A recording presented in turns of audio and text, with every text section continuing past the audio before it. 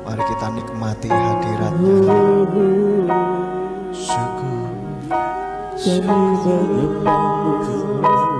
buat kasih setia pada kami Tuhan. Kami bersyukur. Mari saudara ucapkan kata-kata pengagungan bagi Tuhan kita. Jangan ada yang berdiam diri. Ucapkan kata-kata pengagungan buat Tuhan kita. Puji namamu Bapa Yahweh. Haleluya. Kami tinggikan namamu. Haleluya. Puji namamu Bapa. Haleluya.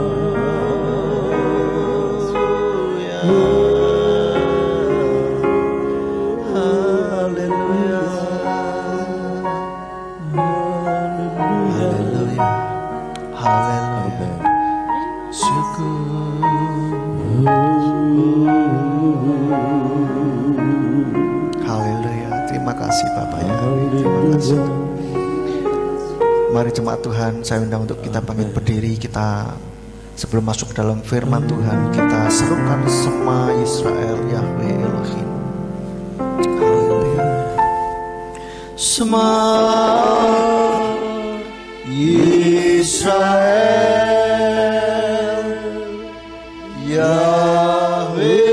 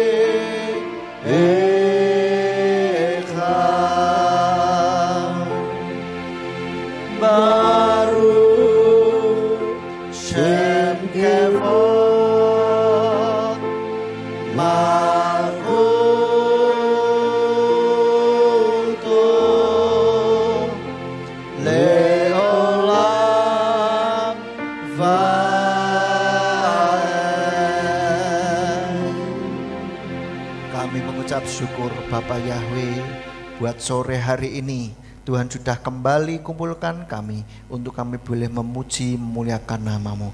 Terima kasih Tuhan, selama sepekan Engkau sudah menyertai kami, menuntun kehidupan kami, sehingga kami boleh pada saat ini ya Bapa.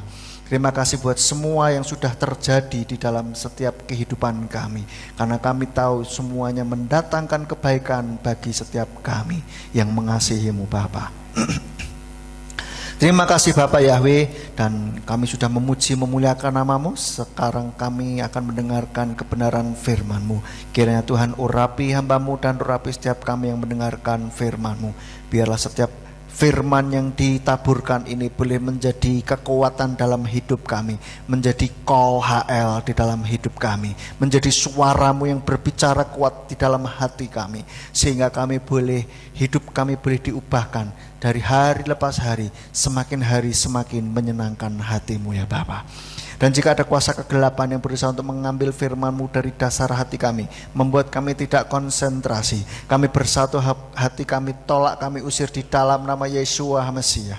Mari Tuhan kuasai hati pikiran kami, kuasai peralatan yang kami pakai, supaya semua dapat berfungsi dengan baik, sehingga kami boleh menangkap kebenaran firman-Mu. Dan berikan hikmat bagi kami untuk kami boleh mengerti, memahami kebenaran firman-Mu sebagaimana Engkau berikan pemahaman kepada hamba-Mu, dan juga kepada setiap kami boleh mengerti sesuai dengan kebutuhan kami masing-masing. Terima kasih Bapak Yahweh, hanya di dalam nama Tuhan Yeshua HaMasiah kami sambut firman-Mu dengan penuh ucapan syukur. Haleluya, amin. Silakan duduk Bapak Ibu. Shalom. Apa kabar? Luar biasa. Kita itu sangat istimewa. Yang benar saudara. Ya, nanti kita bahas sedikit tentang istimewa ini. Ya, Bapak Ibu Saudara, pada sore hari ini saya mau ajak kita semuanya untuk kita belajar tentang kebenaran firman Tuhan, yang bagaimana hari-hari ini Tuhan mengizinkan kita mengalami, melewati akhir zaman yang secara rohani itu semakin hari semakin jahat, dan setan semakin hari semakin melipat gandakan kekuatannya untuk menyesatkan sebanyak mungkin orang. Jadi ibarat kalau film sudah hampir selesai, hampir bubar, itu kan filmnya tambah seru saudara ya kan, seru banget gitu. Nah demikian pula kita di akhir zaman, namanya akhir zaman, apalagi katanya kita hidup di bagian akhir dari akhir zaman. Itu kalau difilmkan itu seru banget gitu. Nah, semakin hari setan sedang melipat gandakan kekuatannya kalau bisa menyeret sebanyak mungkin orang, bahkan orang-orang pilihan, kalau bisa keseret sekalian gitulah. Untuk bisa menjauh dari Tuhan, untuk bisa membuat anak-anak Tuhan kalau bisa itu murtad. Kalaupun tidak bisa murtad, tidak menyembah setan begitu ya. Tetapi kalau mungkin setidak-tidaknya meragukan kebenaran firman Tuhan, setidak-tidaknya membuat anak Tuhan ini mulai aras-arasan ke gereja tentang hal-hal yang rohani, membuat anak-anak Tuhan ini tidak lagi memperhatikan hal-hal rohani, atau mungkin membuat anak-anak Tuhan ini jadi agnostik. Agnostik ini ya percaya ada Tuhan cuman apatis gitu. Jadi maksudnya ya sudahlah, terserah, katanya Tuhan itu baik atau tidak baik, terserah. Apakah Tuhan peduli sama kita atau tidak, terserah. Emang gue pikirin gitu kan. Jadi tidak memperhatikan hal-hal rohani lagi, tidak memperhatikan kehidupan yang akan datang juga begitu. Itu yang targetnya setan. Sehingga anak-anak Tuhan yang tadinya mungkin menggebu-gebu, menyala-nyala di dalam Tuhan, akhirnya jadi dingin. Jadi tidak lagi mempedulikan kebenaran firman Tuhan. Itu targetnya setan. Nah setan melipat gandakan kekuatannya ini dengan berbagai macam cara. Dengan godaan, biasanya apa? Godaannya saudara? Yang sering saya katakan yaitu 3T. Harta, tahta, dan cinta. Dan tambah satu lagi, popularitas saudara. Sekarang ini sedang digandrungi ya kan, terutama anak-anak muda. Mereka pengen punya follower banyak, mereka pengen punya subscriber banyak, ya, sehingga ada jual beli follower kan gitu. Dan supaya apa? Supaya jadi selebgram gitu. Kalau tidak bisa jadi selebriti ya selebgram saja, lumayan. Ya ada banyak endorse yang bisa diterima begitu. Nah, saudara, itu godaan. Ada juga tekanan. Tekanan apa? Tekanan hidup, masalah, lalu dari orang-orang sekitar, perkataan orang-orang sekitar yang menekan kita, yang mungkin melecehkan, yang mungkin menganggap kita sesat atau bahkan membuat mengucilkan. Nah, ini tekanan-tekanan, bentuk-bentuk tekanan yang sering kali dialami oleh umat Tuhan. Kita pun juga mengalami. Saya yakin sebagian besar di antara kita, boleh dikatakan semua mengalami tekanan ini. Kita bagaimana dianggap sesat, gereja kita dianggap sesat, ya kan? Ada orang yang kesini sekali aja, terus konangan sama temennya di gereja yang lain, dikatakan, wah jangan ke situ, sesat. Kamu boleh ke gereja manapun, tetapi jangan ke gereja yang di Selembu. Karena itu sesat katanya. Jadi banyak hal yang berupa tekanan yang membuat umat-umat Tuhan ini kalau bisa nggak tahan, atau mungkin mulai meragukan firman Tuhan, mulai meragukan kasih Tuhan. Mungkin orang bilang, loh kamu sudah jadi orang Kristen berapa lama? Doamu kok udah lama nggak dijawab? Kok hidupnya begitu-begitu saja? Apakah Tuhan betul-betul mengasihi? Apakah Tuhan betul-betul peduli? Apakah Tuhan betul-betul memperhatikan apa yang sedang engkau pergumulkan? Kalau kita mulai bingung, iya ya benar juga ya. Terus, iya Tuhan ada nggak ya? Bingung. Itu yang membuat orang seperti itu. Lalu ada juga ide-ide atau pemahaman-pemahaman yang membuat orang akhirnya mulai meragukan kebenaran firman Tuhan. Mereka tidak lagi percaya, tidak lagi hakul yakin, tetapi mereka mulai ragu. Ya, benar juga ya, tapi firman Tuhan mengatakan kok beda ya. Kira-kira apakah benar terjadinya halnya seperti itu gitu, seperti yang tertulis. Mulai membuat orang-orang Kristen ragu. Nah, hari ini kita akan lihat bagaimana kita bisa membuat iman kita kuat. Seperti di dalam Efesus 6 ayat yang ke-10 dikatakan, Efesus 6 ayat 10, selebihnya hai saudaraku, hendaklah kamu dikuatkan dalam Tuhan dan dalam kekuasaan-kekuatannya.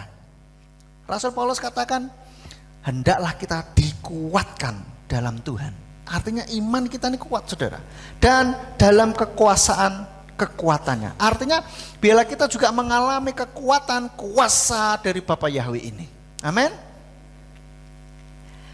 Nah sekarang kita akan lihat iman, kita akan mencontoh, kita akan belajar dari imannya anak-anak muda. 3 serangkai yang saya beri judul 3 serangkai ini hari ini, iman 3 serangkai. Kita akan belajar bagaimana iman 3 serangkai ini bisa kuat, dan bahkan mereka ini membuat diri mereka menghadapi banyak tekanan, tetapi mereka tetap tegak berdiri, tidak tergoda, bahkan tidak membuat diri mereka ini menyerah. Kita lihat ayatnya di dalam Daniel 3 ayat 1. Daniel 3 ayat 1 sampai 18. Oke. Kita baca bergantian, saya duluan lalu Bapak Ibu Saudara ya, ayat yang genap. Sudah ketemu? Sudah semua ya? Daniel 3 ayat 1 sampai 18. Raja Nebukadnezar membuat sebuah patung emas yang tingginya 60 hasta dan lebarnya 6 hasta. Raja mendirikannya di dataran Dura di provinsi Babylon.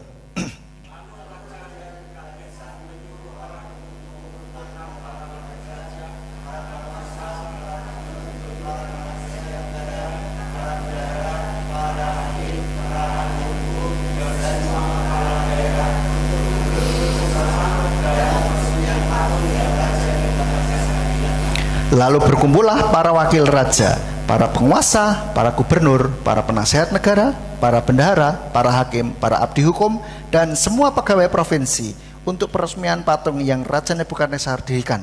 Dan mereka berdiri di hadapan patung yang Raja Nebukadnezar dirikan itu.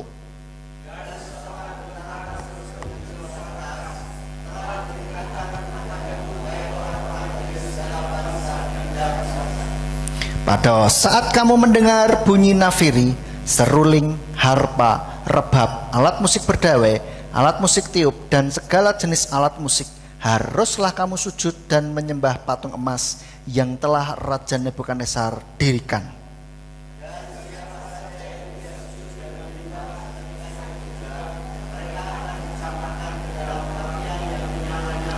Oleh sebab itu, pada waktu semua orang mendengar bunyi trompet, seruling, kecapi, rebab, harpa, dan segala jenis musik, semua orang dari segala bangsa dan bahasa itu sujud menyembah patung emas yang telah Raja Nebukadnezar dirikan itu.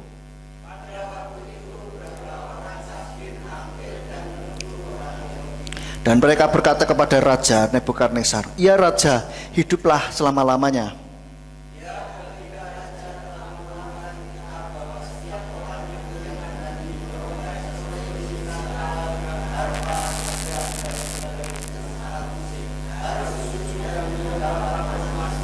Dan siapapun yang tidak sujud dan menyembah, dia akan dicampakkan ke tengah-tengah perapian yang menyala-nyala.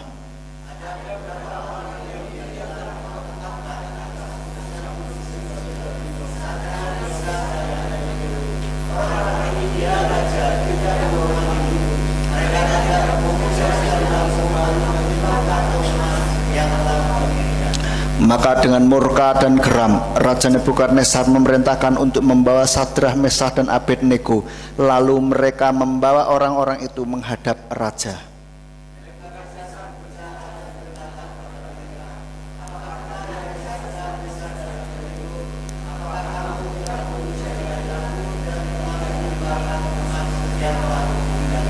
Sekarang jika kamu siap, ketika kamu mendengar bunyi trompet, seruling, sitar, rebab, harpa, serdam, dan berbagai jenis alat musik, sujudlah dan menyembah patung yang telah kubuat itu. Tetapi jika kamu tidak menyembah, seketika itu juga kamu akan dicampakkan ke tengah-tengah perapian yang menyala-nyala.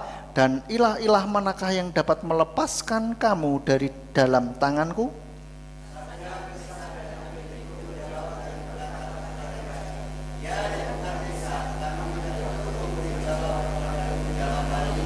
Lihatlah, ada Elohim kami yang kami puja, yang sanggup melepaskan kami dari perapian yang menyala-nyala, dan dia pun akan melepaskan dari tanganmu, ya Raja.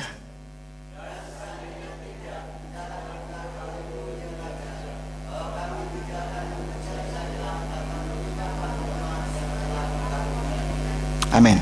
Nah, saudara, ini kisah yang sangat menarik sekali, di mana ada orang-orang Israel yang tertawan di pembuangan di Babel, tetapi mereka dipilih untuk jadi pejabat pegawai raja, begitu ya. Nah, tiga di antaranya adalah Sadrah, Mesah, dan Abednego. Kalau kita baca di ayat sebelumnya, di pasal sebelumnya, itu mereka punya nama asli, yaitu Hananya, Misael, dan Azaria. Hananya ini artinya penuh, Yahweh penuh anugerah, atau Yahweh is gracious. Kalau Misael ini artinya siapakah yang seperti Elohim. Kalau Azaria, Yahweh akan menolong. Nah, Bapak Ibu Saudara, kita akan belajar dari tiga orang ini, iman dari tiga serangkai ini, saudara. Bagaimana mereka mempunyai iman yang kuat, dan kita perlu mencontoh mereka, kita perlu meniru iman mereka. Bagaimana ketika ada dalam tekanan, mereka pun tetap kuat. Sehingga kita bisa seperti tadi nyanyian yang kita nyanyikan, yaitu apapun yang terjadi di dalam hidupku ini, aku kan tetap mengikutmu, akan tetap kuat juga. Nah, inilah yang perlu kita lakukan. Tidak cuma nyanyi tok, tetapi betul-betul bisa kita lakukan. Amin. Nah, yang pertama kita lihat, mereka tiga orang ini, Bapak Ibu Saudara, mereka ini menjaga kekudusan mereka. Mereka tidak mau mencampurkan, menajiskan dirinya dengan santapan raja. Kita lihat ayatnya di dalam Daniel 1 ayat 8. Lalu lompat ayat 11 sampai 13. Daniel 1 ayat 8 dikatakan, dan Daniel berketetapan dalam hatinya bahwa dia tidak akan menajiskan dirinya dengan santapan raja atau dengan anggur minuman raja. Dan dia meminta kepada kepala sida-sida istana supaya dia jangan menajiskan dirinya. Mungkin saudara bilang, loh itu kan Daniel, bukan 3 orang ini. Kita lihat di ayat yang 11 sampai 13. Kemudian Daniel berkata kepada Melsar, kepala sida-sida istana yang telah menetapkannya untuk mengawasi Daniel, Hananya, Misael, dan Azaria. Aku meminta kepadamu, ujilah para hambamu selama 10 hari. Dan biarlah diberikan kepada kami sayuran untuk kami makan dan air untuk kami minum. Kemudian biarlah perawakan kami diperlihatkan di hadapanmu, perawakan kami dan perawakan orang-orang muda yang makan dari santapan raja. Dan sebagaimana engkau melihatnya, perlakukanlah demikian terhadap para hambamu. Jadi yang minta Daniel, tetapi untuk juga 3 orang yang lain. Jadi berempat ini berketetapan untuk tidak menajiskan dirinya dengan santapan raja atau minuman anggur raja. Nah, Bapak Ibu Saudara, minuman atau makanan santapan raja ini melambangkan, menggambarkan bahwa sebuah kenikmatan duniawi yang rata-rata orang lakukan atau rata-rata orang konsumsi, begitu ya. Orang-orang dunia rata-rata konsumsi atau menikmatinya gitu. Nah, mereka ini berusaha untuk tidak menajiskan dirinya, tidak mengkonsumsi makanan dan minuman raja. Nah, mereka artinya memisahkan dirinya, mengkuduskan dirinya. Mengkuduskan dirinya, artinya kudus. Kudus itu artinya dipisahkan, dikhususkan, begitulah saudara. Jadi kudus ini maksudnya kalau di dalam Ibrani itu artinya dipisahkan, dikhususkan, gitu saudara. Nah, mereka ini membuat diri mereka terpisah dari yang lain, dari orang-orang pada umumnya yang menikmati kenikmatan santapan raja ini. Nah, demikian pula kita bisa meniru mereka bahwa kita tidak ikut menikmati kenikmatan duniawi yang kebanyakan orang nikmati, saudara. Tidak menajiskan diri dengan tanda kutip santapan raja, kenikmatan duniawi yang orang-orang biasanya nikmati itu. Ini juga berarti bahwa mereka ini tidak terikat dengan kenikmatan duniawi ini.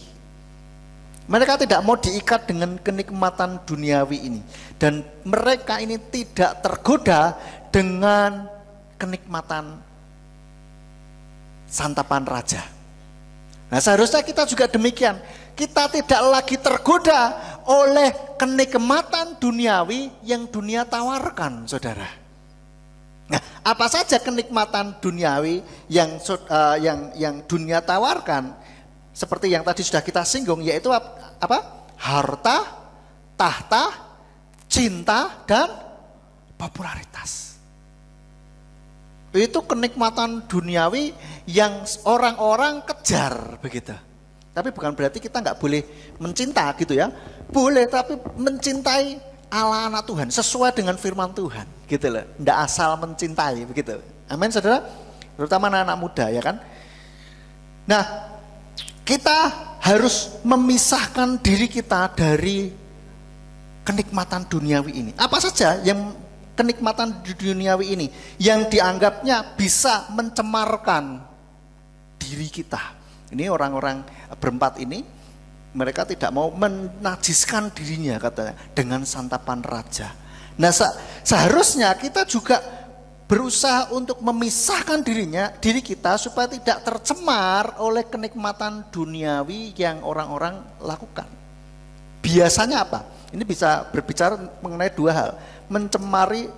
Pencemaran jasmani dan pencemaran rohani, saudara. Pencemaran jasmani ini kita bisa lihat rata-rata orang yang katanya nikmat itu ya, yaitu apa? Rokok, minuman keras, makanan yang tidak sehat, obat-obatan terlarang, dan yang lain, saudara. Nah ini kita kalau sebisa mungkin kita memisahkan diri kita, tidak menajiskan diri kita dengan hal-hal ini. Itu secara jasmani, supaya kita tidak tercemar. Kalau tubuh kita tercemar, kita nggak sehat, kita nggak bisa melayani Tuhan. Betul nggak saudara? Ya. Nah mungkin kita tidak melakukan hal-hal itu, tetapi kita bisa tercemar dari pencemaran rohani. Pencemaran rohani ini apa? Pornografi, gosip, klenik, terus okultisme, ya. Siapa lagi? Kalau anak-anak muda, pacaran yang tidak sehat, toksik, pacaran yang selalu mengarahnya ke hubungan seksual begitu. Ini merupakan pacaran yang tidak sehat. Itu yang mencemari pencemaran rohani. Lalu pemahaman-pemahaman di luaran sana yang saat ini banyak baik di Facebook maupun di YouTube yang mengajari orang-orang untuk mulai bisa meragukan kebenaran firman Tuhan. Ini pencemaran rohani Bapak Ibu Saudara. Pikiran-pikiran yang mencemari. Ya, pemikiran sehingga orang-orang membuat dirinya mulai meragukan kebenaran firman Tuhan. Mulai tidak yakin akan keselamatan yang sudah didapatnya. Ada banyak seperti itu. Mulai ragu, apa benar ya? Gitu kan. Terus mungkin yang sudah kenal nama Bapak Yahwi, bahkan orang-orang Kristen yang lain mengatakan, oh Bapak nama Yahwi itu sesat, itu nama dewa. Terus kita bingung, baru ditaka-katai begitu aja bingung, sedikit-sedikit bingung. Ada banyak hal membuat kita akhirnya bingung. Ini artinya iman kita masih belum kuat Bapak Ibu Saudara, yang masih mudah terombang-ambing oleh berbagai pemahaman-pemahaman yang masuk. Nah oleh karena itu kita harus membuat diri kita kudus, dipisahkan, dikhususkan. Tadi saya katakan apa kabarnya? Luar biasa, yes, wow. Kita itu sangat istimewa. Nah kalau kita ini sangat istimewa, kita merasa, mengaku diri kita sangat istimewa, maka diri kita harus menganggap, kita harus memperlakukan diri kita sangat istimewa. Halo? Betul enggak? Saudara, kalau saudara ingat enggak dulu punya HP baru, ya masih kinyis-kinyis keluar dari box gitu. Itu biasanya apa? Diman-eman, ditaruh pelan-pelan, disebul ada debu sedikit. Nah, ada bekas sidik jarinya dilapi. Ya kan? Terus naruhnya pelan-pelan. Ditatai tisu bendak kotor gitu. Tapi kalau udah lama geletakno, lempar di kasur, sudah tidak kudus lagi, sudah tidak dikhususkan lagi. Tetapi kalau sesuatu barang yang dikhususkan, itu saudara pasti eman-eman, betul gak? Saudara anggap sesuatu yang istimewa. Nah kalau saudara memperlakukan sesuatu yang istimewa ini kan gak sembarangan, ya. Tidak sembarangan, betul gak? Nah, maka kalau kita mengaku diri kita ini istimewa, bahkan sangat istimewa, maka kita juga harus memperlakukan diri kita secara istimewa. Jangan lagi kita dicemari oleh pencemaran-pencemaran dunia. Jangan dikotori. Seperti HP tadi habis keluar dari box, ada debu. Nah, kalau bisa kita demikian saudara, kita mengusahakan diri kita, pencemaran-pencemaran dunia kita singkirkan, seperti itu. Sehingga diri kita menjadi kudus, khusus gitulah saudara. Terpisah dari yang lain. Orang-orang dunia yang lain katakan, oh ngobat itu enak, dengan minum dan seterusnya itu enak. Tapi kita pisahkan diri kita. Kita tidak menikmati santapan raja, itu saudara. Dan bahkan secara rohani kita juga memisahkan diri kita, tidak terlibat di dalam pornografi, gosip, klenik, okultisme, dan bahkan pacaran yang tidak sehat.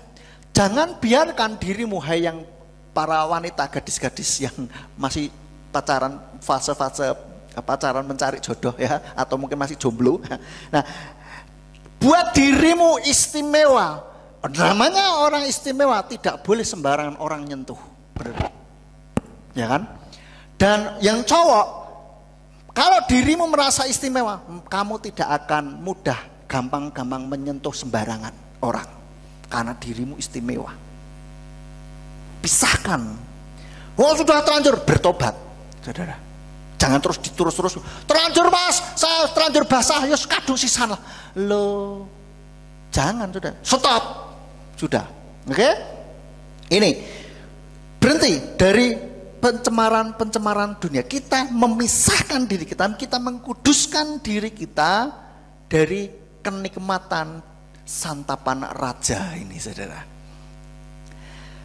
Wah, tetapi sulit ya. Kita berusaha, kita lakukan dengan sungguh-sungguh, pasti bisa. Ya, namanya orang namanya terikat ini namanya diikat itu kan susah saling lepas, saudara. Ya dilepas pelan-pelan satu-satu begitu kan. Kita harus paling tidak ada progres di sana, gitu. Nah, yang lain mungkin pencemaran rohani apa? Kepercayaan yang klenik-klenik, yang kalau berusaha buka yang saya tahu ini mitos klinik yang seringkali yang kepada orang-orang yang buka usaha tempat makan. Katanya kalau setiap hari Senin syaratnya itu apa? Libur. Syaratnya setiap hari Senin libur katanya. Loh, itu kalau buat anak Tuhan mau buka aja, kan begitu. Tidak ada syarat-syaratan gitu lah. Lalu mungkin aku harus nyembelih ayam cemani berapa gitu. Lalu kasih sajen di sini di situ. Jangan. Enggak usah diikuti. Itu sudah mulai kelek dan artinya kita sudah mulai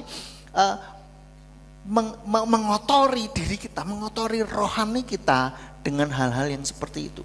Dengan kuasa gelap, saudara. Minggu lalu kalau nggak salah saya sempat katakan bahwa itu sama saja kita mulai menjual diri kita dengan setan. Menjual jiwa kita kepada setan. Kenapa? Karena setan tidak pernah memberi, tanda kutip memberi, dengan gratis, dengan cuma-cuma. Bayar kok enake gratisan. Setan nggak mau kasih gratisan. Bayar, dan bayarannya itu tidak sebanding, sangat tidak sebanding dengan apa yang kita dapatkan, yaitu nyawa kita. Setan tuh ngincernya apa? Jiwa, saudara. Makanya mereka selalu minta darah, ada tumbal di sana. Tumbalnya apa? Tumbalnya cuma hewan? No, tidak. Itu DP, saudara. Kalau dia harus menyembelih ini itu DP. Tanda jadi. Nanti kalau sudah dapat nih, ayo mana? Jiwanya itu ngeri. Dan kalau sudah terlibat itu dikejar terus sampai dapat. Sampai kita betul-betul terlindungi dari Bapak Yahweh, dengan Bapak Yahweh terlindungi dari kuasa gelap itu, dan Bapak Yahweh memproteksi dan betul-betul mengadakan pemutusan hubungan. Kalau tidak terus dikejar sama setan, saudara, dengan luar biasa. Hati-hati. Maka kita mulai kuduskan diri kita dari pencemaran dunia ini yang kebanyakan orang-orang ini lakukan, saudara. Lalu yang kedua, mereka melakukan apa? Mereka ini percaya akan kuasa Yahweh, yakin, seyakin-yakinnya, atau hakul yakin, saudara. Percaya akan kuasa Bapa Yahweh. Dari kalimatnya, kita lihat di dalam Daniel 3 ayat 17. Daniel 3 ayat 17 katakan, lihatlah, ada Elohim kami yang kami puja, yang sanggup melepaskan kami dari perapian yang menyala-nyala, dan dia pun akan melepaskan dari tanganmu, ya Raja. Saudara, mereka hakul yakin, seyakin-yakinnya. Perkataan ini saya menganalisa, ini berarti mereka ketika menghadapi masalah, mereka ini mengandalkan Bapa Yahweh, bukan mengandalkan siapa-siapa, tetapi langsung mengandalkan Bapa Yahweh. Dan perkataan ini juga menunjukkan bahwa mereka mengenal betul yang mereka sembah. Mereka mengenal betul Bapa Yahweh.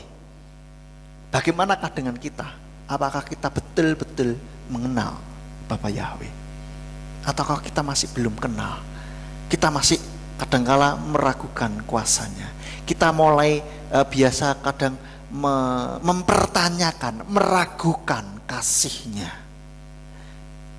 Saya katakan Bapak Yahweh ini baik pol, kurang baik apa saudara. Minggu lalu saya katakan masa depan bagi kita sudah Bapak Yahweh siapkan. Dan masa depannya itu adalah masa depan yang baik, yang gilang gemilang, yang cerah. Lalu tinggal kita jalani. Dan di dalam perjalanan ini pun Bapak Yahweh kirimkan malaikat untuk memastikan kita bisa sampai ke tujuan. Kurang apa saudara? Kurang baik apa coba? Bahkan menyelamatkan kita dari maut. Rela jadi manusia untuk menebus setiap kita saudara. Kurang baik apa? Tetapi masih ada umat-umat Tuhan yang meragukan cinta kasihnya. Masih ada orang-orang yang mempertanyakan kasih Tuhan. Dan bahkan masih ada orang yang meragukan, tidak percaya akan kuasanya. Mulai berprasangka buruk sama Tuhan. Loh, padahal Tuhan itu bawa pol saudara. Wapi wes sudah pokoknya baik pol. Tidak ada kejahatan di dalamnya. Tetapi kebanyakan mungkin orang-orang Kristen lupa, seringkali berprasangka buruk sama Tuhan. Seperti bangsa Israel disuruh mengintai, begitu sudah, tanahnya bagus sih memang, tetapi mereka bilang apa?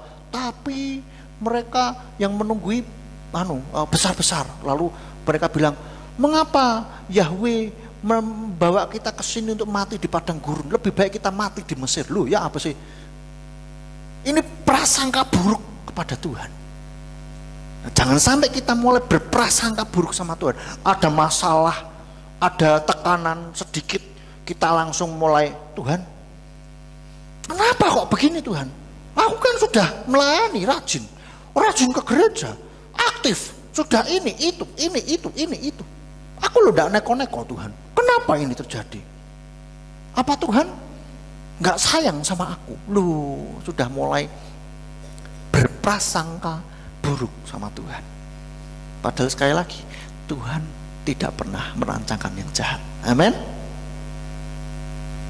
Nah, bagaimana supaya bisa kita mengenal betul kepada Tuhan? Maka kita harus menjalin hubungan dengan Tuhan. Sama seperti kita dulu sebelum mengenal suami atau istri kita, mulai PDKT, ya kan? Tadinya tidak terlalu kenal, tapi setelah menikah mulai semakin kenal, ngerti sak jeru-jeruane, tahu sedalam-dalamnya, yang baik, yang buruk, yang jengkelkan, yang membanggakan, kita kenal, ya kan? Kenapa? Setiap hari kita berkomunikasi, berhubungan, betul tak? Dan kita mengalami pengalaman bersama dengan suami atau istri kita. Susah bareng, senang bareng, betul tak? Maka kita mengenal pribadinya. Nah, demikian pula dengan Tuhan.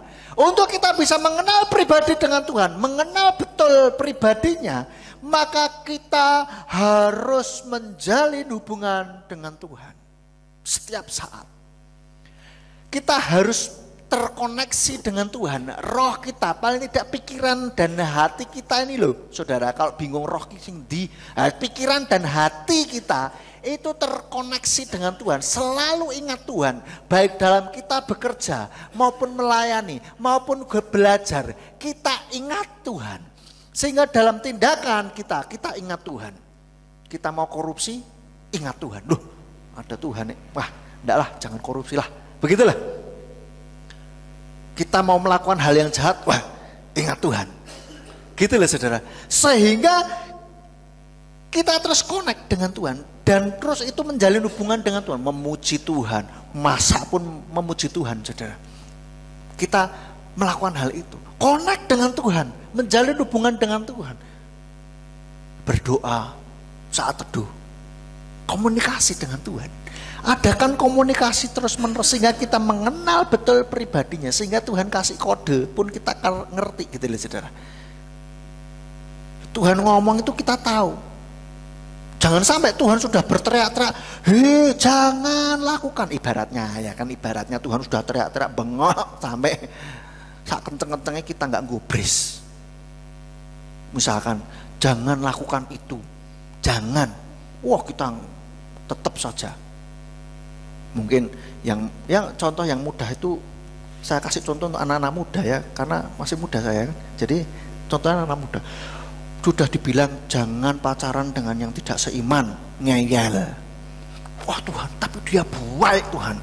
Sudah dikasih kode, Tuhan mungkin sudah teriak melalui orang tua sudah nggak setuju. Teman-teman sudah bilang jangan. Terus sudah ditunjukkan red flag. Apa warning, red flag itu apa? Bendera merah yang sebuah peringatan keras. Contohnya orang itu mabuk, kasar, itu sudah red flag saudara. Sudah peringatan itu. Tetap terabas saja. Tapi dia baik sorong. Mungkin sama saya biar berubah. Kan saya mau mencari jiwa Tuhan. Wah sudah wis, alasannya macam-macam. Terabas saja. Menyesal. Ya kan? Tapi ketika kita menjalin hubungan dengan Tuhan, Tuhan ngomong jangan. Mungkin Tuhan kayak ngerti kita langsung saudara. Ya kan? Saudara, suami dengan istri kalau sudah saling kenal kan kasih kode. Ngerti maksudnya apa? Buatin teh. Mah, kok ya? Kita iki hujan-hujan, ini kita makan enak kayak ini ya. Langsung ngerti saudara. Oh ya, mau makan apa? Mie instan misalkan. Oh biasanya paling suka tuh hujan-hujan gini tuh makan mie instan. Mie kuah, enak, ya kan? Seperti itu. Jadi kasih kode aja harus ngerti gitu loh. Nah, biarlah kita berhubungan dengan Tuhan ini, ketika Tuhan kasih kode pun kita ngerti gitu loh maksudnya. Oh, Tuhan nggak senang ini. Ya sudahlah. Gitu loh saudara. Kita tahu. Dan kita kenal betul dan minta rindukan mempunyai pengalaman pribadi dengan Tuhan. Secara pribadi Tuhan. Itu tidak secara ombyoan, tidak secara rombongan, tetapi pribadi lepas pribadi. Bagaimana penyertaan Tuhan betul-betul nyata di dalam hidup kita. Halo? Saudara, diresponi saudara ya. Jangan nunggu di kode saudara. Kebiasaan nih, ngenteni di kode. Nek mau amin saja, enggak usah ngantuk saudara nanti ya. Kalau tunggu di kode itu, kalau orang ngantuk nanti bisa saja nggak dengerin, amin, pokoknya di kode amin wae. Ini loh, mintalah pengalaman pribadi dengan Tuhan. Kalau saudara mengalami pengalaman pribadi dengan Tuhan, maka iman saudara tidak akan mudah digoyahkan. Ada orang bilang, Bapak Yahweh itu jahat, buktinya ini bla bla bla bla dan seterusnya, kita tidak akan goyah. Kenapa? Karena kita mengalami sendiri pengalaman dengan Bapak Yahweh, bahwa Bapak Yahweh itu sangat baik. Sama seperti saya kasih contoh suami istri itulah. Kita dengar kabar suami atau istri kita, ada orang bilang gini, tak kasih tahu, bojomu itu ya gini gitu, memfitnah istilahnya ya. Kita nggak akan percaya, loh nggak mungkin bojoku nggak begitu. Saya tahu setiap hari sama saya kok. Ini kasus secara umum. Kecuali, ini pengecualian, kalau suami atau istri kita tuh ada yang disembunyikan, ya itu lain masalah, gitu kan. Tetapi kalau kita nggak ada yang disembunyikan, sudah buka-bukaan, ya kita nggak akan percaya, betul nggak? Kita nggak akan percaya orang ngomong ini itu ABCD, terserah. Kita nggak akan percaya, kita nggak akan goyah. Nah, demikian pula kita. Kalau kita mempunyai pengalaman pribadi bersama dengan Tuhan, maka kita tidak akan mudah digoyahkan. Orang ngomong ABC, oh Tuhan itu hanya peduli sama orang Israel, oh Tuhan itu nggak sayang sama kamu, nggak dengar doa kamu, oh apakah Tuhan itu ada? Kita nggak akan bingung. Karena apa? Kita ngalami pengalaman pribadi dengan Tuhan. Kita nggak akan digoyahkan, saudara. Maka mari bersama-sama kita rindukan miliki pengalaman pribadi dengan Tuhan. Bukan katanya, bukan kata Pak Gembala, bukan kata Pak Wakil Gembala, bukan kata siapa-siapa. Karena kita ngalamin sendiri. Saudara, jangan puas hanya dengar, oh ya. mintalah pengalaman pribadi dengan Tuhan. Nah, kita rindukan juga ketika kita beribadah, kita juga merindukan sebuah hadirat Tuhan ada di tengah-tengah kita. Amin. Kita betul-betul betul-betul rindukan Tuhan nyatakan kuasa-Mu. Ini loh saudara yang kita rindukan, supaya kita betul-betul ngalami kuasanya, sehingga yang datang dengan sakit penyakit itu disembuhkan, yang datang dengan kelemahan iman dikuatkan, yang datang dengan kebimbangan diteguhkan, saudara, yang datang dengan hilang harapan, putus asa dikuatkan. Gitu loh. Saudara rindukan hal ini?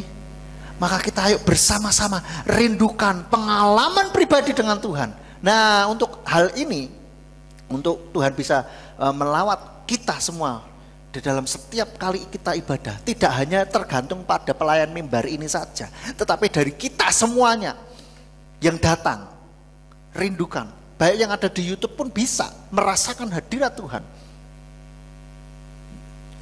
Dengan cara apa? Kita sama-sama rindukan, betul-betul ingin mengalami pengalaman pribadi dengan Tuhan. Kita mempunyai hubungan yang erat dengan Tuhan.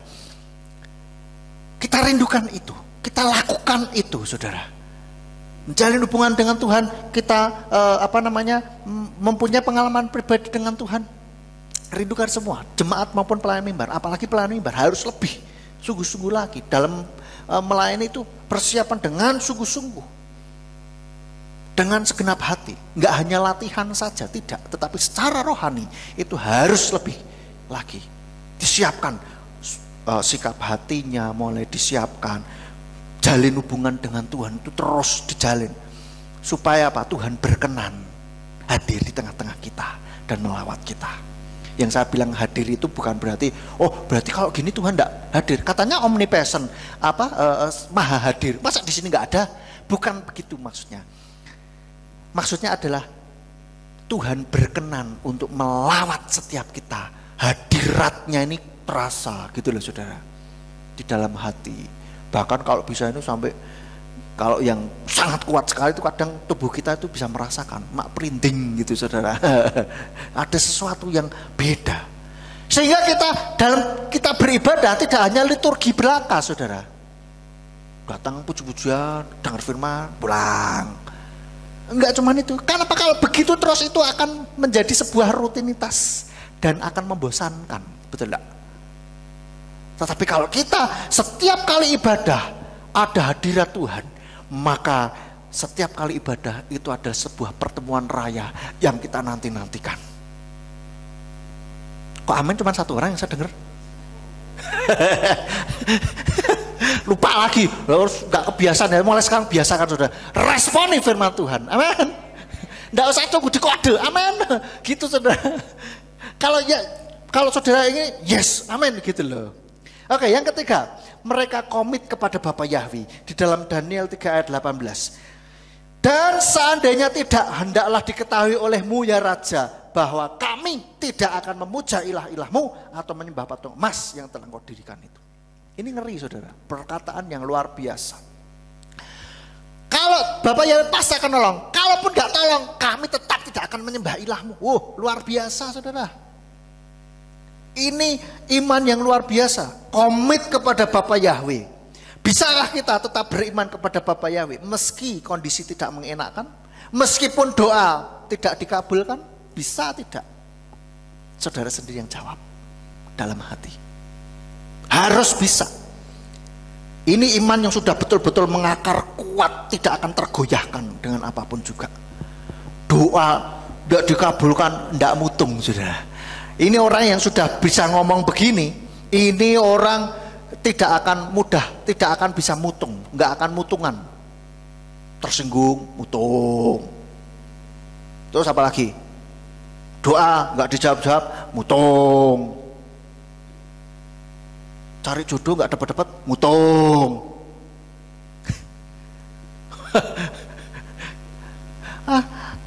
Terus mungkin ngobrol, mutungnya mungkin mutung ya sudahlah.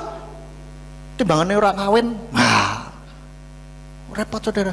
Saudara, saya ingatkan ya, terutama yang anak-anak muda nih, tolong jangan diteruskan kalau ada sebuah red flag, ada sebuah tanda bahaya, jangan diteruskan.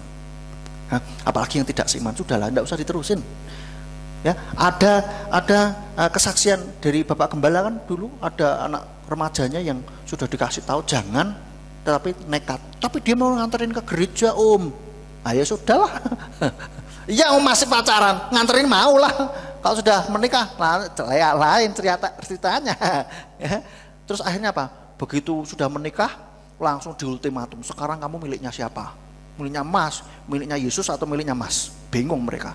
Dia, si anak muda ini, cewek ini. Waduh, kalau miliknya Mas, mulai minggu depan gak usah ke gereja, mateng kon. Udah gitu tiap hari mulai jadi sansaknya, jadi sparring partner untuk berkelahi. Wah, kebuki terus. Kalau berdoa ada jimatnya pernah ketinggalan di lemari, bunyi klotok. Penderitaan, saudara. Dan bahkan saya pernah menemui ada klien ya. Ini waktu pacaran sudah ngerti bahwa pacarnya ini kasar, kalau punya kemauan harus dituruti, kalau tidak marah dan sebagainya. Itu sudah red flag, saudara, sudah tanda bahaya. Tetapi entah bagaimana diteruskan. Datang ke saya ini, saya pernah cerita ya, itu datang baru belum diterapi, belum diapa-apain, sudah bilang, saya baru tanya begini, gimana Bu, ada yang bisa saya bantu? Pintu belum tak tutup, saudara, nangis langsung, saudara, bayangkan, nangis guguk, saudara. Lebih itu langsung sebentar Bu, saya tutup dulu. Kenapa? Penderitaan sudah begitu kuat, saudara, di dalam hatinya. Singkat cerita, karena ya menderita karena suaminya gitu. Lah, Ibu sudah berapa lama? Pak, saya sudah menderita sejak pertama kali pernikahan. Lah, sekarang sudah berapa lama? Hampir 25 tahun. Bayangkan, saudara. Jangan, anak-anak dulu jangan naif. Wah, nanti kalau sama saya berubah. Jangan. Justru kalau sudah menikah, keluar aslinya. Kalau sudah ada tanda bahaya, itu sudah tidak usah diterusin. Makanya, daripada kamu menderita. Ini kisah nyata loh. Ini saya tidak ngereka-reka loh. Orang hampir 25 tahun memendam penderitaan. Sehingga ketika baru ada yang bisa saya bantu, nangis langsung, saudara. Belum cerita belum apa-apa loh, saudara. Ngeri, saudara. Kalau dirimu menganggap istimewa, sangat istimewa, jangan sia-siakan hidupmu dan tubuhmu. Oke? Lalu selanjutnya, yang keempat, mempunyai fokus yang benar, yaitu fokus kepada Yahweh, bukan kepada berkat atau mujizat. Perkataan di dalam Daniel 3 ayat 18 ini menunjukkan bahwa mereka ini punya fokus iman yang benar. Mereka tidak mendasari fokus iman mereka ini bukan karena mujizat maupun berkat. Mereka mengiring Bapa Yahweh bukan karena cari berkat atau cari mujizat, tapi mereka betul-betul cari Bapa Yahweh-nya. Ini yang perlu kita contoh. Kita harus mengikut Bapa Yahweh bukan karena kita cari berkat maupun mujizat, tapi kita betul-betul mencari Bapa Yahweh-nya. Tidak, saudara. Jangan juga mengikut Bapa Yahweh karena takut masuk neraka. Karena itu dasar iman kita. Itu karena didasari rasa takut masuk neraka. Itu masih egois. Atau pengen masuk surga. Pengen masuk surga. Jadi bukan cari pribadi Tuhannya, tapi cari surganya. Gitu loh. Tapi biarlah kita mencari pribadi Tuhannya yang kita sembah, yang kita tahu betul-betul mengasihi kita dan kita cinta Dia, gitu loh, saudara. Oke? Lalu selanjutnya, yang kelima, mereka mempunyai dasar iman yang kuat. Karena kalau dasar iman tidak kuat, habis kita. Firman Tuhan katakan dalam Mazmur 11 ayat 3. Mazmur 11 ayat 3 katakan, apabila dasar-dasar dihancurkan, orang benar dapat berbuat apa? Maka pastikan dasar iman kita ini kokoh. Dasar iman kita ini kuat. Bagaimana mempunyai dasar iman yang kuat? Lakukanlah firman Tuhan dan pelajari firman-Nya. Di sini kita sudah sediakan fasilitas, yaitu ada batalion infanteri, bukan yang kavaleri ya. Kalau kavaleri ini yang tingkat advance.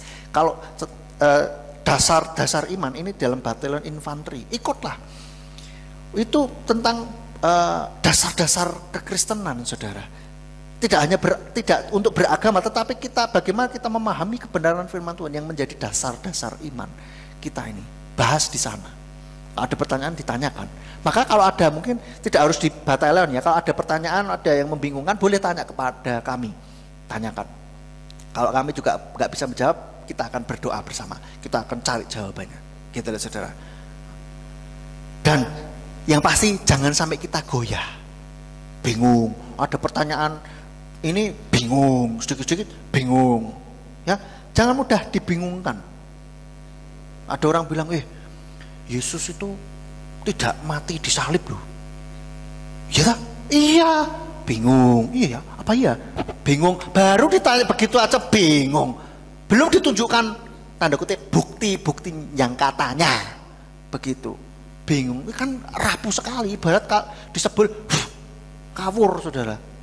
Jangan sampai kita mudah diombang-ambingkan. Bila kita tetap tegak berdiri di dalam iman kepada Bapa Yahweh. Amin. Ya. Dalam Matius 7 ayat 24 sampai 27. Matius 7 ayat 24 sampai 27 dikatakan, oleh karena itu setiap orang yang mendengarkan perkataanku ini dan melakukannya, aku akan menyamakan dia dengan seorang yang bijaksana yang telah membangun rumahnya di atas batu karang. Dan turunlah hujan dan datanglah banjir dan bertiuplah angin dan semua melanda atas rumah itu. Dan dia tidak runtuh karena dia telah difondasikan di atas batu karang. Dan setiap orang yang mendengarkan perkataanku ini dan tidak melakukannya, dia akan disamakan dengan seorang yang bodoh yang telah membangun rumahnya di atas pasir. Dan turunlah hujan dan datanglah banjir dan bertiuplah angin dan semua melanda atas rumah itu. Dan dia runtuh dan keruntuhannya itu sangatlah hebat. Nah, Tuhan Yesus sudah memberitahu kepada kita, kalau mau iman kokoh, lakukan firman Tuhan. Jangan cuma ya di sini, oh ya firmannya mencerahkan, firmannya memberikan pengetahuan tentang firman Tuhan ya. Habis itu ya wes ngono tok. Jangan, saudara, tapi betul-betul dilakukan di dalam kehidupan kita. Ini yang membuat iman kita kuat. Dan ini yang membuat kita bisa mempunyai pengalaman pribadi dengan Tuhan. Ya, ketika kita melakukan firman Tuhan, apa yang dikatakan oleh firman Tuhan, maka kita bisa mengalami pengalaman pribadi dengan Tuhan. Yang satu dengan yang lain berbeda, saudara. Karena kita secara pribadi gitu loh. Dan ketika kita mendapatkan ini, kita tidak akan digoyahkan. Ya, inilah saudara. Ketika kita betul-betul ada di dalam kebenaran firman Tuhan, lakukan kebenaran firman Tuhan ini. Dan biarlah iman 3 serangkai ini betul-betul kita tiru. Iman 3 serangkai ini betul-betul kita terapkan dalam kehidupan kita, sehingga baik godaan maupun tekanan maupun paham-paham ide-ide yang menentang kebenaran firman Tuhan ini tidak akan pernah mempan untuk menghancurkan atau menggoyahkan iman kita. Seperti yang lagu katakan, apapun yang terjadi di dalam hidup ini, aku kan tetap mengikutmu. Ya saudara, walau badai rintangan dan gelombang menyerang, aku kan tetap mengiringmu. Ya benar ya? Ya itulah, saudara. Nah, biarlah ini tidak cuma kita nyanyikan, tapi betul-betul kita alami, kita lakukan dalam hidup kita, gitu loh, saudara. Sehingga kita bisa tegak berdiri sampai kepada akhirnya Yesus masih datang untuk yang kedua kali dan menjemput kita semuanya, dan kita didapatinya tetap setia. Amin. Amin. Buat firman Tuhan, biarlah firman ini boleh menjadi kol HL, berbicara kuat di dalam kehidupan kita, sehingga kita mempunyai iman yang kokoh di dalam Bapa Yahweh.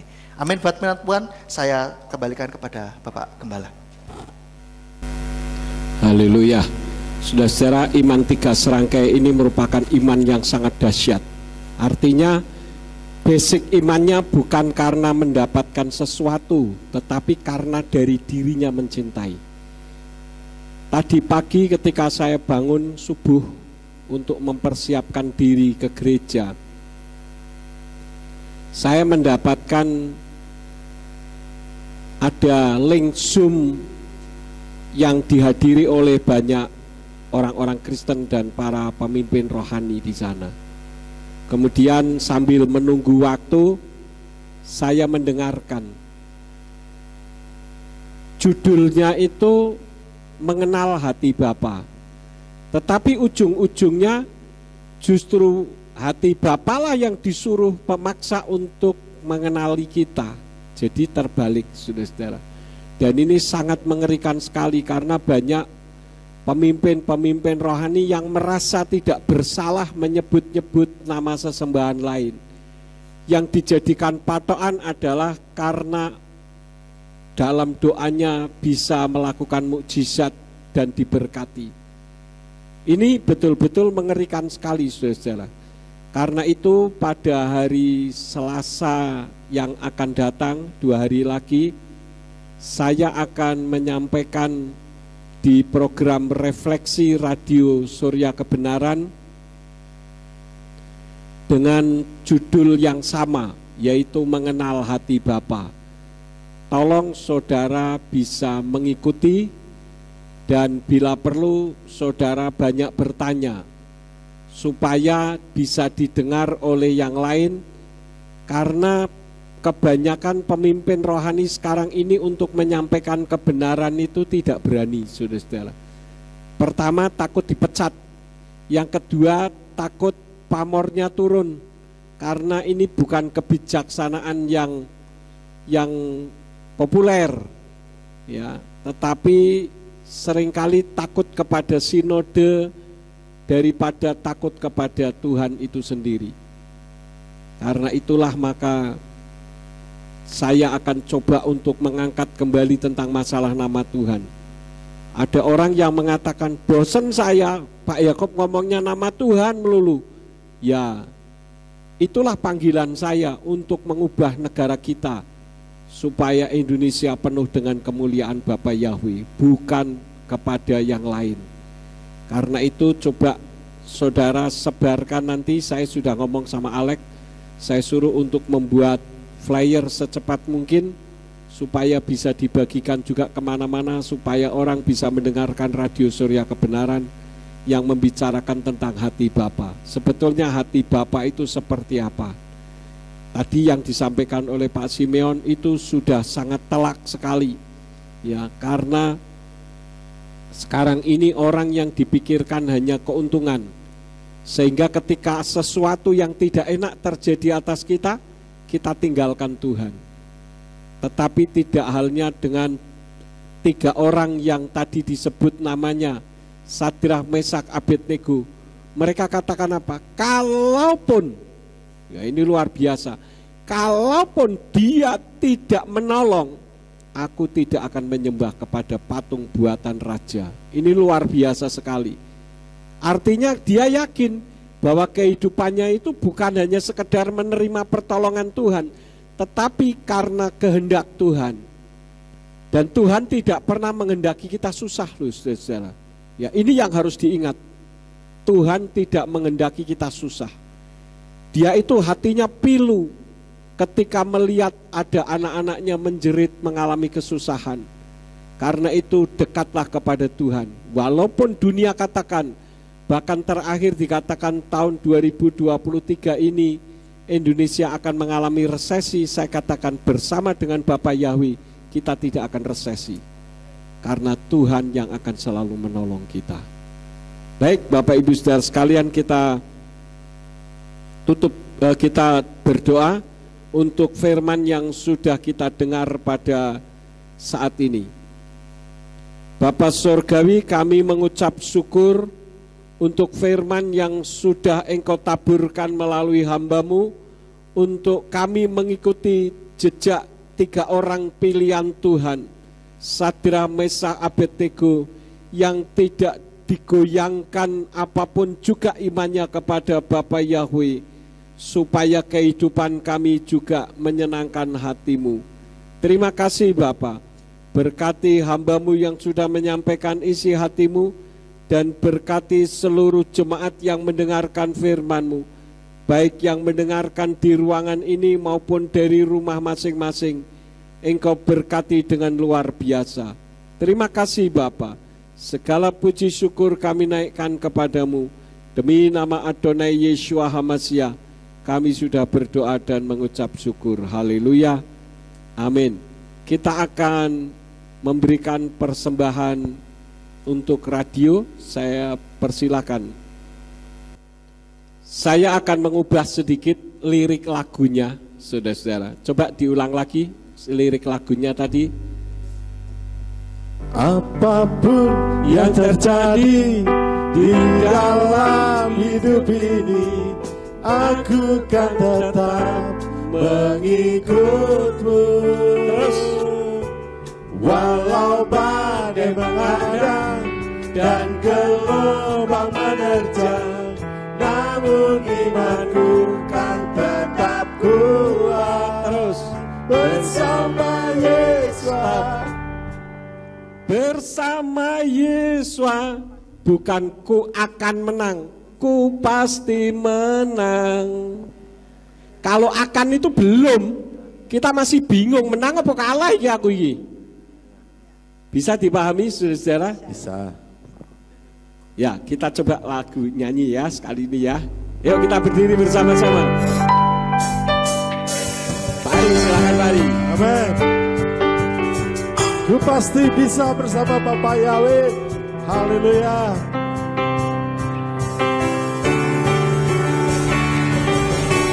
Apapun yang terjadi di dalam hidup ini, aku kan tetap mengikutmu. Walau badai menghadang dan gelombang menerjang, namun imanku kan tetap kuat. Bersama Yesus, ku pasti menang, menghadapi semua persoalan.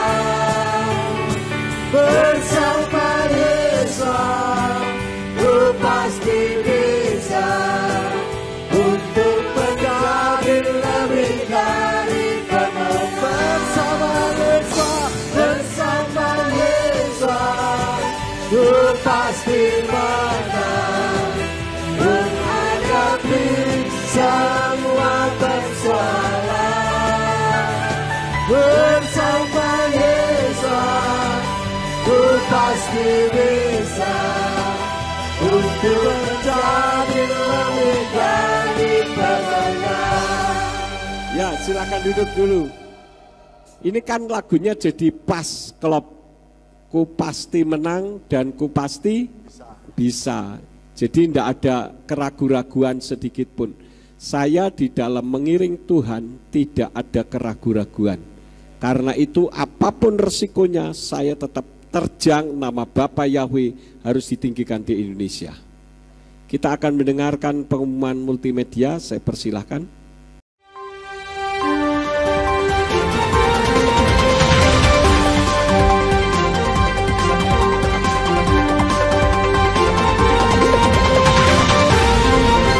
Warta Gereja minggu ini.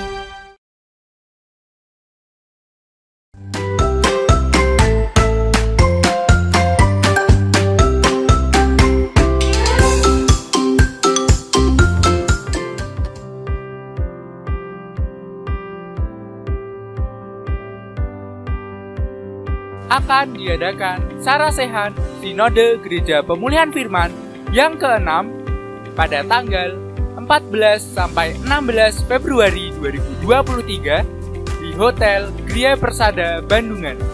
Yang ingin mengikuti akan dikenakan biaya kontribusi sebesar Rp1.200.000 per orang. Mendaftar langsung ke Bapak Wakil Gembala Simeon Sulistyo.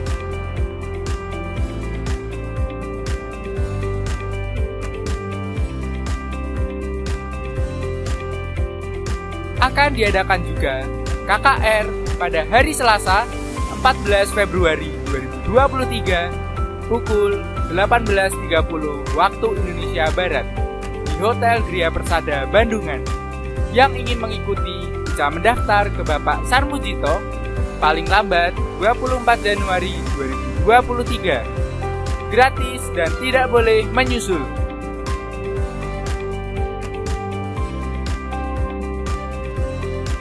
Hadirilah doa bersama untuk kemajuan pekerjaan Bapak Yahweh di Bukit Doa Betsaida setiap hari Senin pukul 19 waktu Indonesia Barat.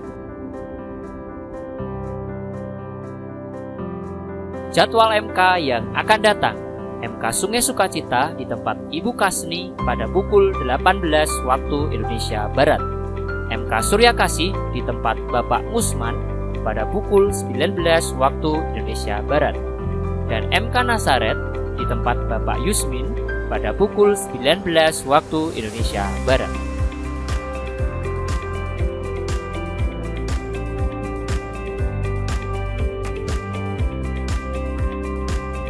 Mohon dukungan doa untuk pembangunan Gereja Pusat, Satelit Ngalirejo, dan Bukit Doa Betsaida, kesejahteraan Kota Ambarawa, bangsa Indonesia, dan kedamaian di Kota Yerusalem, kelancaran radio konvensional dan streaming Radio Surya Kebenaran agar dapat menjadi berkat bagi banyak jiwa. Kemajuan dan kelancaran Yayasan Pendidikan Surya Gerizim Ambarawa, jemaat yang sedang sakit dan lemah iman agar dikuatkan di dalam Bapa Yahweh. Pelayanan Bapak Gembala Sidang dan Wakil Gembala Sidang agar semakin dipakai Bapa Yahweh dengan luar biasa. Demikianlah Warta Gereja minggu ini. Terima kasih atas perhatiannya. Bapa Yahweh memberkati. Ya, Bapak Ibu Saudara sekalian, saya garis bawahi untuk acara tanggal 14 sampai 16 Februari yaitu saresehan. Bagi yang akan ikut diberi kesempatan dengan membayar kontribusi 1.200.000 itu untuk makan dan untuk tidur, untuk snack dan sebagainya. Kemudian kalau yang pembukaan tanggal 14 itu gratis, ya itu KKR, tapi dengan syarat bahwa saudara yang akan ikut harus mendaftar, tidak boleh menyusul karena ada konsumsi, supaya yang bikin konsumsi tidak kacau, kasihan ya. Misalkan disuruh daftar, nanti begitu sudah mau berangkat, aku tak melu. Nah, karena ini sudah ditetapkan tanggal 24 paling akhir, tidak ada istilah apa saudara-saudara menyusul. Jangan nanti aku Pak melu kok ora oleh. Loh, yang tidak boleh siapa? Boleh, tetapi harus mendaftar ya, karena itu untuk konsumsi saudara-saudara. Jangan sampai nanti konsumsinya kurang atau kelebihan banyak, kan kasihan, karena itu juga biaya. Tapi untuk yang KKR-nya tanggal 14 itu gratis. Dan nanti Gereja Pemulihan Firman dari seluruh Indonesia akan kumpul. Seharusnya yang dari Malaysia juga akan hadir, tetapi yang dari Malaysia tidak memungkinkan karena ibu gembalanya sakit dan harus cuci darah 1 minggu 2 kali. Kita dukung di dalam doa Ibu Gan Anwi supaya beliau bisa sehat pulih kembali. Baik Bapak Ibu Saudara sekalian, terima kasih juga untuk persembahan tatangan untuk radio, baik yang pagi maupun sore. Karena radio kita juga banyak memenangkan jiwa-jiwa dan didengarkan oleh ribuan orang. Kita akan akhiri, mari kita bangkit berdiri bersama-sama. Bapa Surgawi, kami mengucap syukur karena pada saat ibadah saat ini Engkau kembali berfirman kepada kami untuk memurnikan iman kami. Berkati hamba-Mu Pak Simeon Sulistyo yang sudah menyampaikan isi hati Tuhan. Berikan hikmat akal budi agar dapat menyingkapkan rahasia-rahasia firman-Mu untuk kemuliaan bagi nama-Mu. Berkati semua yang sudah mendengarkan firman Tuhan, baik yang ada di ruangan ini maupun dari rumah masing-masing. Berkati juga semua yang sudah ambil bagian di dalam pelayanan, baik pagi maupun sore. Engkau pakai semakin hari semakin heran. Demikian pula untuk tangan-tangan yang sudah Tuhan beri kesempatan untuk memberkati radio. Tuhan berkati supaya radio Surya Kebenaran ini terus menuai jiwa-jiwa untuk kemuliaan bagi nama-Mu. Terima kasih Bapa, kalau sebentar kami akan pulang. Kirim malaikat untuk menjaga melindungi kami, tibakan di rumah dengan selamat. Jauhkan dari mara bahaya malapetaka di perjalanan orang jahat maupun kerusakan kendaraan. Dan sesampainya di rumah ketika kami istirahat, izinkan malaikat-Mu itu tetap menjaga dan melindungi kami di sepanjang kami beristirahat malam, supaya kami dapat beristirahat dengan nyenyak. Jauhkan dari gangguan setan maupun orang jahat yang akan mengganggu kami, supaya besok kami bangun dengan tubuh yang sehat. Dan ketika kami bangun dengan tubuh yang sehat dan kami melakukan aktivitas dalam kehidupan kami, apa saja yang diusahakan dan dikerjakan yang tidak bertentangan dengan firman-Mu, kiranya dibuat nyala oleh Engkau berhasil, supaya dengan keberhasilan itu dapat dikembalikan lagi guna hormat dan kemuliaan bagi nama-Mu. Sekarang berkatilah kami, karena kami siap menerima berkat daripada Tuhan. Mari kita angkat kedua belah tangan kita untuk menerima berkat Yahweh. Yefarka Yahweh wa yismerka. Yahweh memberkati engkau dan memelihara engkau. Yair Yahweh pana aleka wikuneka. Yahweh menyinari engkau dengan wajahnya dan memberi engkau anugerah. Yisa Yahweh pana aleka yashem leka shalom. Yahweh menghadapkan wajahnya kepadamu dan memberi engkau damai sejahtera. Diberkatilah engkau di kota dan diberkatilah engkau di ladang. Diberkatilah buah kandunganmu, hasil bumimu dan hasil ternakmu, yakni anak lembu sapimu dan kandungan kambing dombamu. Diberkatilah bakulmu dan tempat adonanmu. Diberkatilah engkau pada waktu masuk dan diberkatilah engkau pada waktu keluar. Sekarang pulanglah dan terimalah berkat. Kasih Bapa Yahweh Sang Pencipta, kasih karunia Adonai Yeshua HaMasiah Sang Pembeli jiwa, dan Ruach HaKodes menyertai saudara sekalian sampai Maranatha. Adonai Yeshua HaMasiah datang kembali untuk yang kedua kali dan mengangkat kita semua. Haleluya. Abi saudara